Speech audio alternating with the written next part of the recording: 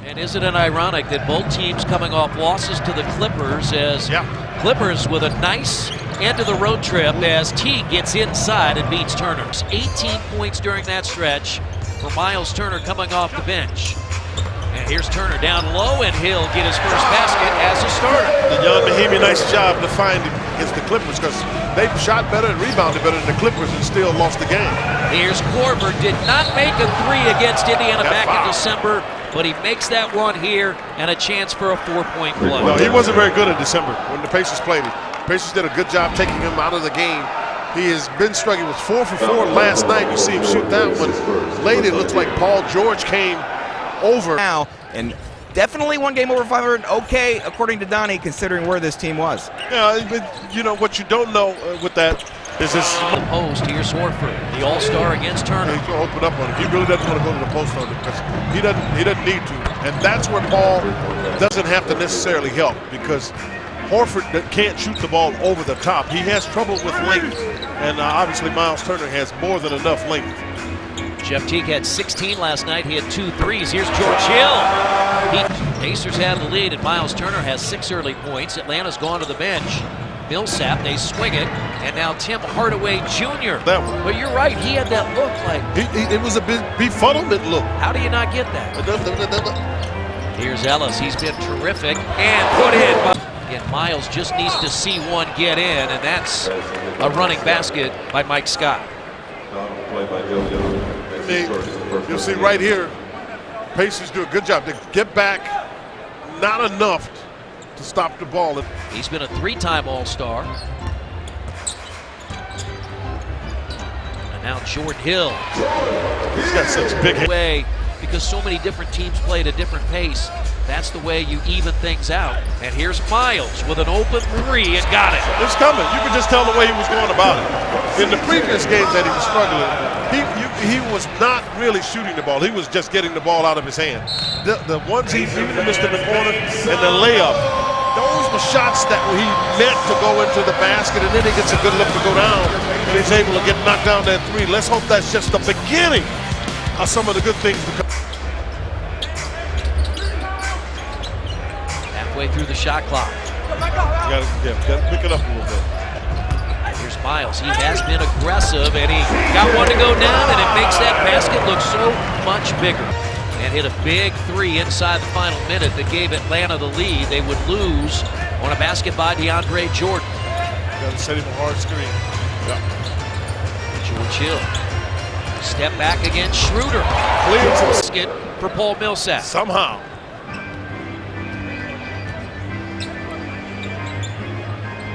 Step away jumper, Turner.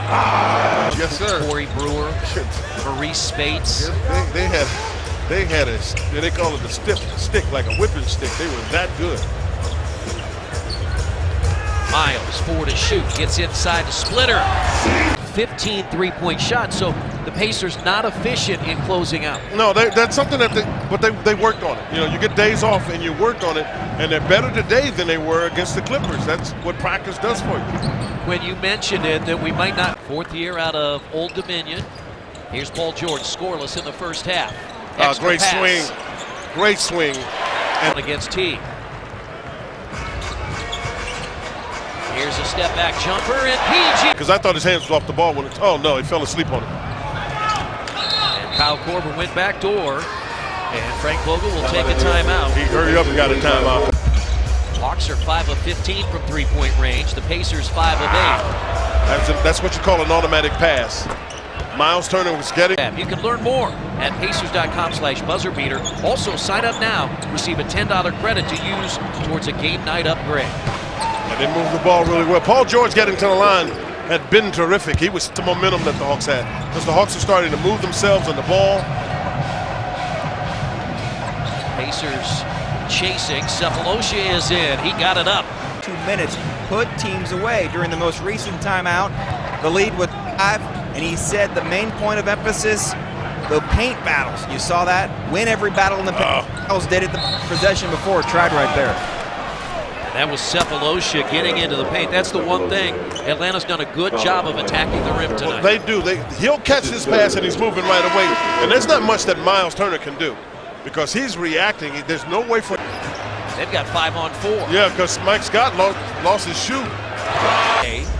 Each time Atlanta hits a big shot. They really do. I mean, the Pacers have missed some opportunities, actually. Now Miles turns. Good catch, good save He's by Hill.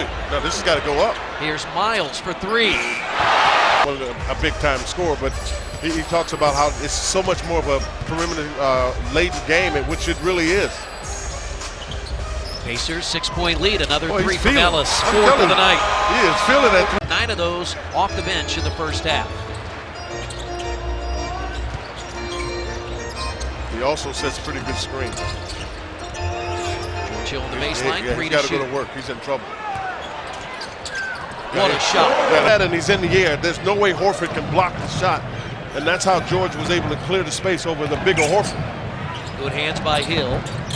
Pacers 11-point lead is their largest. And that's a basket and a foul. Jordan Hill, the guilty party. I mean, trying to. Base more the Hawks the other way. Approaching the halfway mark of the 4th quarter. This is when guys can't give up on each other. This is when the Pacers, because I hear some groans and I understand it with some of the fans, but you can't give up on each other. Splitters back out there. Oh boy, fell asleep. Wide open Horford. Yeah, he just rolled to the basket. Paul George had been out on him, on Horford, rolled to the basket, and Paul let him go. And a 2-point Atlanta lead. With plenty of time.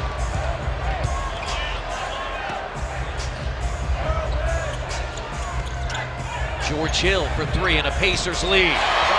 Would have been that seesaw effect that you've been talking about. Yeah, every time the Pacers think they're getting away, they get. 2-man game again. Here's Ellis for 3 more.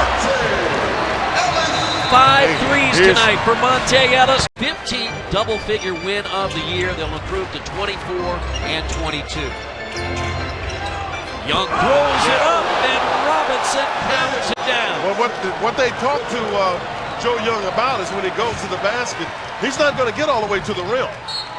So he's got to look for opportunities like that. You've got a guy that really can go up and get in Robinson.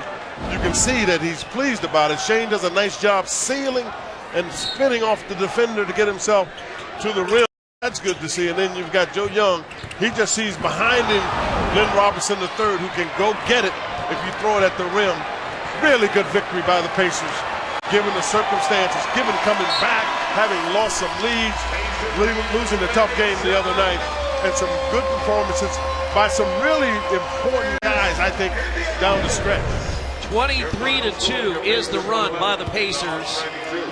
After Atlanta took its last lead at 90-88, a George Hill 3 gave the Pacers the lead for good. Monte Ellis had 9 fourth-quarter points.